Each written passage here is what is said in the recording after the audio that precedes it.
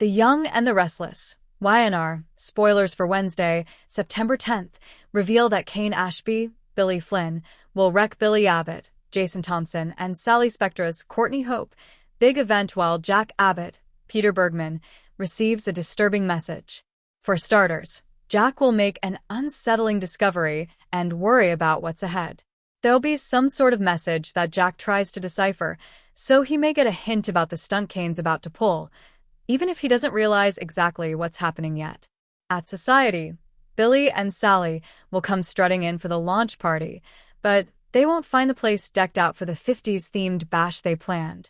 Sally and Billy won't find any guests to greet either, so they'll be confused over what's going on. Only a smug-looking Kane will be in the restaurant, so he'll gloat and deliver a shocker. Kane will be the reason why the party didn't happen, so Sally and Billy will end up furious. Other YNR spoilers point to Phyllis Summers, Michelle Stafford, taking charge somehow, so will that tie in with all the Abbott Communications drama? Could Phyllis ignore Nick Newman's Joshua Morrow warning and help Kane infiltrate the company to destabilize before it ever gets off the ground? Of course, it's also possible Phyllis will take charge of her own future instead and decide to legitimately align with Nick, but it's tough to believe she'll bail on Kane quite so easily. Despite Phyllis's anger over being left in the dark on Kane's AI software details, she may move forward with helping him anyway. Whatever the case, Kane will pull off a victory when he ruins this launch party and perhaps positions himself to take over Abbott Communications altogether. Sally and Billy will land in a tight spot thanks to Kane's huge announcement, so stick with us for updates on his news and their reaction. The Young and the Restless spoilers say Kane has more tricks up his sleeve despite his recent insistence that he wanted to focus on fixing his family. CDL will have other terrific Young and the Restless spoilers, news and updates to check out, so visit us frequently for more YNR details. The air in the grand ballroom of the Genoa City Athletic Club was thick with the scent of expensive perfume, ambition, and barely concealed animosity. Today was supposed to be a coronation. Billy Abbott, having wrested control of the media division from his brother's reluctant grasp, was poised to launch his magnum opus, Bastion Plus. And at his side, the brilliant and beautiful Sally Spectra, whose creative vision was the engine of this entire endeavor. The stage was set, the champagne was chilled, and the who's who of Genoa City society were milling about, waiting for the main event.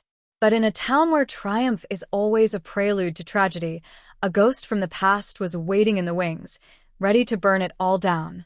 The episode opened not with the glittering event, but in the dim, tense confines of the Chancellor Mansion.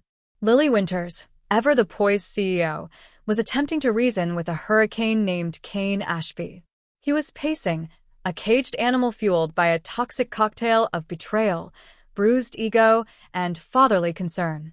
"You're not thinking clearly, Kane," Lily said, her voice a low, steady calm trying to quell a storm. "Marching down there, causing a scene, what good will that do? For you? For the children?" "The children are exactly why I'm doing this, Lily." Kane shot back, his voice cracking with a raw emotion we hadn't seen from him in years. "He's parading around with his mistress, celebrating the company he built by destroying our family. He's teaching our sons that this is acceptable behavior, that lies and infidelity are the foundation of success. I won't have it." Lily's arguments about professionalism, about taking the high road, about legalities, bounced off him like rain off a waxed coat. Kane was not here to be reasonable. He was here for revenge. The man who had once been a master of deception himself was now the self-appointed angel of vengeance, and his target was squarely on Billy Abbott's back. Back at the GCAC, the atmosphere was decidedly more celebratory but no less charged. Victor Newman, holding a glass of mineral water, observed the room from a strategic vantage point. Nearby, Victoria Newman, Billy's ex-wife and the current CEO of Newman Enterprises, offered a tight, professional smile that didn't reach her eyes. She was happy for the company's success, but the personal sting of Billy's very public fall from grace with her was still fresh. Jack Abbott stood with his wife, Diane Jenkins Abbott, a look of paternal pride mixed with profound apprehension on his face. He knew his brother better than anyone. He knew Billy's victories were often followed by spectacular implosions, and the presence of Sally Spectra, a woman who attracted chaos like a magnet, only heightened his anxiety. "He's done a remarkable job pulling this together," Jack murmured to Diane. "He has," she agreed, her eyes scanning the room. "Let's just hope it stays pulled together." At the center of it all were Billy and Sally. They were a vision of power couple perfection. Billy, in a tailored suit that screamed reformed rogue, was buzzing with adrenaline, shaking hands and slapping backs. Sally, in a fiery red gown that was both a declaration of war and a statement of victory, was the dazzling creative force beside him. Her eyes sparkled with a triumph that went beyond business. This was her validation, her proof to everyone who had ever doubted her, especially the Newmans, that she was a force to be reckoned with. "Ready for our close-up, Miss Spectra?" Billy asked, pulling her aside for a brief, private moment. "I was born ready, Billy Abbott," she replied, her smile radiant. "This is it. Our fresh start. Everything we've worked for." They shared a look that promised more than just a business partnership, a silent acknowledgement of the bond forged in the fires of recent scandal. They were rebels who had seized their throne, and for one glittering moment, it felt unshakable. They couldn't have been more wrong.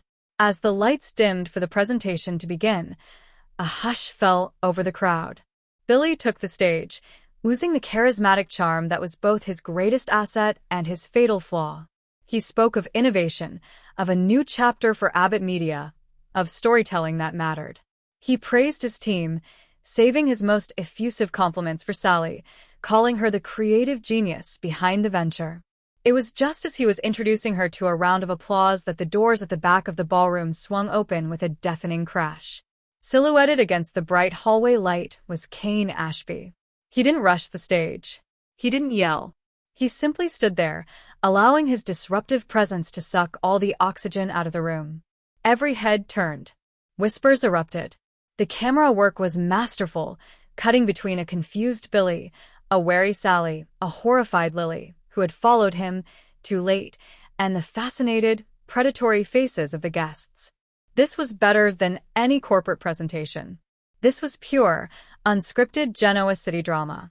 "Kane," Billy's voice echoed through the microphone, a mixture of confusion and rising anger. "This is a private event. If you have something to discuss, my office hours are tomorrow." Kane began a slow, deliberate walk down the center aisle, a gunslinger approaching a duel. The crowd parted for him. "Oh, I think this is the perfect venue, Billy," Kane said, his voice loud and clear, projecting to every corner of the room.